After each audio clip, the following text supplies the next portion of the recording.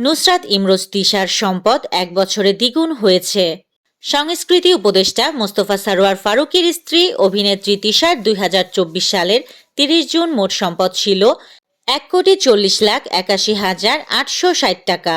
১ বছর পর ২০২৫ সালে ৩০ জুন তা বেড়ে দাঁড়িয়েছে ২,৯৯,৮৯,৫০১ টাকায়।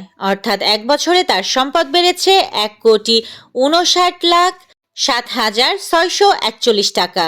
অন্যদিকে একই সময়ে ফারুকীর সম্পদ কমেছে ১১,৭৪,০০০ টাকা।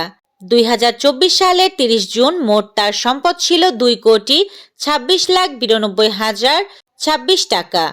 প্রকাশিত তালিকায় আরও দেখা যায় নির্ধারিত সময়ে অধিকাংশ উপদেষ্টার সম্পদ বেড়েছে, তবে ফারুকী ছাড়াও আরও ২ উপদেষ্টার সম্পদ কমেছে।